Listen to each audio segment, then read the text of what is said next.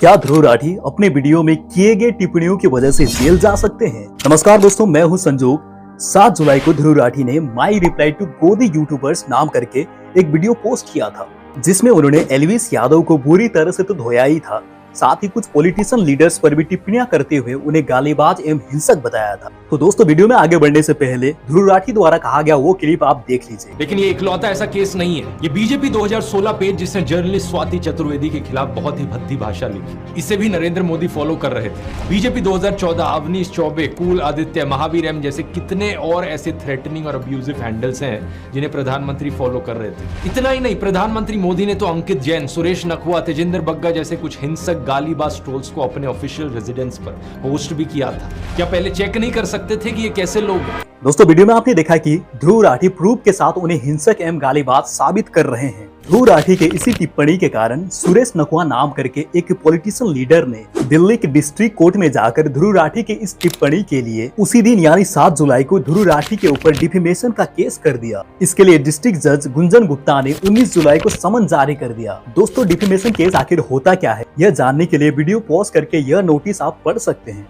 दोस्तों, यहाँ पर अगर हम इंडियन लॉ के अनुसार देखते हैं तो डिफेमेशन केस 2 तरीके से किया जा सकता है। पहला सिविल डिफेमेशन केस और दूसरा क्रिमिनल डिफेमेशन केस। और दोस्तों, ध्रुव राठी के ऊपर जो केस किया गया है, मुझे लगता है कि वो सिविल डिफेमेशन केस ही होगा। खैर, इस मामले में कोर्ट के द्वारा कोई क्लैरिफिकेशन नहीं है कि ध्रुव राठी के ऊपर सिविल डिफेमेशन का केस लगा है या क्रिमिनल डिफेमेशन का केस। दोस्तों, अगर यहाँ पर ध्रुव राठी के ऊपर क्रिमिनल डिफेमेशन का केस लगा है तो कोर्ट द्वारा दिया गया समय पर ध्रुव राठी को कोर्ट में हाजिर होना पड़ेगा। और यदि उनके ऊपर सिविल डिफेमेशन का केस लगा है तो वे बिना कोर्ट में हाजिर हुए अपने एडवोकेट के माध्यम से रिप्लाई जमा कर सकते हैं और कोर्ट बिना उनके उपस्थिति में भी अपना जजमेंट सुना सकता है। ऐसा सिविल डिफेमेशन केस कहता है। दोस्तों, अगर यहाँ पर ध्रुव राठी अपनी टिप्पणियों के अनुसार कोर्ट में सबूत जमा नहीं कर पाते हैं तो उन्हें 20 लाख रुपए जुर्माना भरना पड़ेगा। लेकिन ध्रुव राठी अपनी कहे गए टिप्पणियों का 100% प्रूफ देते हैं तो वो केस जीत जाएंगे। दोस्तों, जैसा कि आप ध्रुव राठी को जानते हैं, जब भी वे किसी भी टॉपिक में बात करते हैं तो पूरे प्रूफ एवं गहराईता के साथ बोलते हैं। मुझे तो लगता है कि ध्रुव राठी का यहाँ कुछ बिगड़ने वाला नहीं है, लेकिन एब्यूजिव अंकल की पूरे एब्यूजिव हिस्ट्री की पोल जरूर खुल जाएगी। क्योंकि जैसे ही सुरेश नखवा ने ध्रुव राठी के ऊपर 20 लाख रुपए का कोर्ट केस किया, वैसे ही उन्होंने एक्स पर एक पोस्ट किया जिसमें उन्होंने लिखा था, बीजेपी के एक एब्यूजिव अंकल ने मेरे खिलाफ 20 लाख रुपए का कोर्ट केस दायर किया है क्योंकि मैंने उन्हें एब्यूजिव कहा था। क्यों इतनी बेइज्जती कराने का शौक है इनको?